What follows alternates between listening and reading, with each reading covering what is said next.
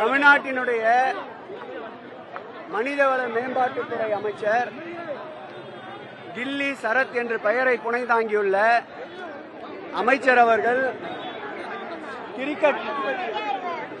Cricket ஸ்டேடியத்தில் அமர்ந்து cricket விளையாடுகின்ற பொழுது போதை மாத்திரையை பொடியாக்கி அதை நுகர்வதற்குண்டான பணிகளிலே ஈடுபட்டிருந்ததை தமிழகத்திலே இருக்கின்ற அனைத்து ஊடகங்களும் அதேபோல் யூடியூப் போன்ற தனியார் சேனல்களும் ஒட்டுமொத்த தமிழகமும் அதை வெளியிட்டிருந்த வேளையில் அது குறித்து அரசின் கவனத்தை ஈர்க்கவும் சம்பந்தப்பட்ட அமைச்சர் மீது தகுந்த நடவடிக்கை எடுக்கவும் திராவிட முன்னேற்ற கழக மாணவரணி சார்பில் போராட்டம் அறிவிக்கப்பட்டிருந்தது.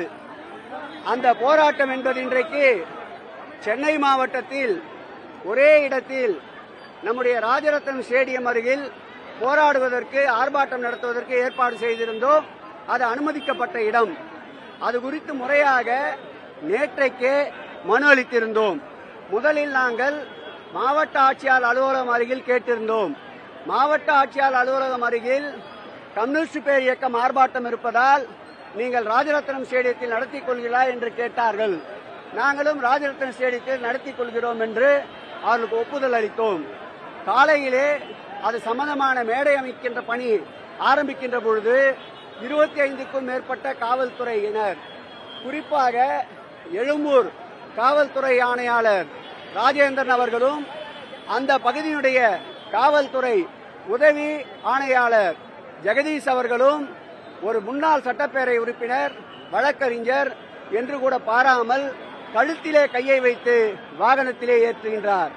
அந்த மேடை அமைப்பதற்கும் ஒலி அமைப்பதற்கும் கொண்டு வந்த வாகனங்களை சீஸ் செய்து கொண்டு சென்றிருக்கின்றார். அதேபோல் மேடை அமைக்கின்ற தொழிலாளர்களையும் கைது செய்திருக்கின்றார். இது என்ன தீவிரவாத இயக்கத்திற்கு ஆதரவாகவா திராவிட முன்னேற்ற கழகம் போராட்ட களத்திலே இருக்கின்றது? நியாயமான கோரிக்கைகளை வற்புறுத்த கேதா காலினராக இருக்கின்ற இந்த அரசாங்கத்துடைய செவிகளுக்கு சென்று சேர்வதற்கு கவனத்தை ஈர்ப்பதற்காக ஆர்ப்பாட்டம். இது ஒரு ட்ரைலர் தான். மாண்புமிகு தமிழக முதல்வர் அவருடைய கட்டளை ஏற்று ஒரு இடத்தில் நடத்த இருந்த ஆர்ப்பாட்டத்தை இன்றைக்கு சென்னையிலே 3 இடங்களில் மாற்றி கைது நடவடிக்கைகளில் ஈடுபட்டிருப்பது எங்களுடைய இயக்கத்திற்கும் மேலும் உத்வேகத்தை அளிக்கும். அடிக்க அடிக்க எழும்புகின்ற பந்தாக, அரைக்க அரைக்க மணக்கின்ற சந்தனமாக, தீட்ட தீட்ட ஜொலிக்கின்ற வைரமாக திராவிட மாடல் ஆட்சியுடைய நாயகன் நெருக்கடியையே சிரித்த முகத்தோடு 24 வயதிலே சந்தித்தவர். அவருடைய படை சிறை கஞ்சாது. கொடுஞ்சிறைச்சாலை என்றாலும் சரி அல்லது காவல்துறையின் தடியடி பிரயோகமாக இருந்தாலும் சரி, சிரித்த முகத்தோடு சிறை செல்ல தயார் தயார் தயார். தமிழக அரசு எங்களை எப்படி அணுகுகிறதோ அதேபோல் தமிழக அரசுடைய அணுகுமுறையும் எங்களிடம் இருக்கும் என்பதை தெரிவித்து இந்த போராட்டம் தொடரும் தொடரும் தொடரும் தொடரும் தொடரும். காவல்துறை 5 நாள் 5 முழு வேலை நாட்களுக்கு முன்பாக போராட்டத்துக்கு அனுமதி கேட்கணும். அப்படி கேட்காதனாலதான் நாங்கள் அனுமதி கொடுக்கலன்னு சொல்றாங்க. எல்லா காலகட்டத்திலேயும் நான் ஒரு 45 ஆண்டு காலம் அரசியல் இயக்கத்திலே பயணித்தவன். தொடர்ந்து இது போன்ற போராட்டங்கள் ஆளுங்கட்சி எதிர்கட்சி இரண்டிலும் இருந்தவன். காவல்துறை நினைக்கின்ற பொழுது ஒரு நாள் அன்றே கூட அனுமதி கேட்டால் கொடுத்து நடைபெற்ற போராட்டங்கள் ஏராளமான போராட்டங்கள் உண்டு. ஆகவே மறுக்கிறோம் என்றால் முறையாக எங்களுக்கு தகவல் தெரிவித்திருந்தால் நாங்கள் நீதிமன்றத்தை நாடி இருப்போம், அல்லது நீங்கள் சொல்லுகின்ற சட்டத்துக்கு உட்பட்டு கூட நாங்கள் வந்திருப்போம்.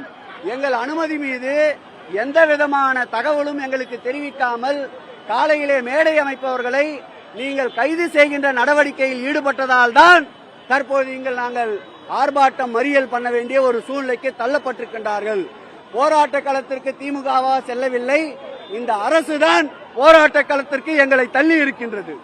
திமுக எப்போதும் போராடும்போது மக்கள் பிரச்சனைகள் போராட இயக்கம், மக்கள் பாதிப்பிடாமல் இருக்கும். இன்னைக்கு சாலை மறியலான 1 மணி நேரத்துக்கு மேல இந்த ரோட்ல இதுவும் மக்களுக்காகத்தான் நாங்கள் போராடி கொண்டிருக்கின்றோம். முதல்வர் வருகின்ற பொழுது சாலையிலே ஏற்படுகின்ற போக்குவரத்து நெரிசலை விட, கரூரிலே ஏற்பட்ட சம்பவத்திற்கு 41 உயிர்கள் பலியானதை விட இது ஒன்றும் பெரியதல்ல.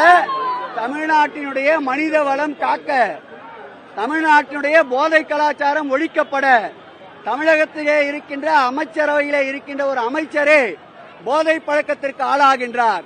கடந்த 2 நாட்களுக்கு முன்பு மாரத்தான் ஓடியதில் என்ன பலன்?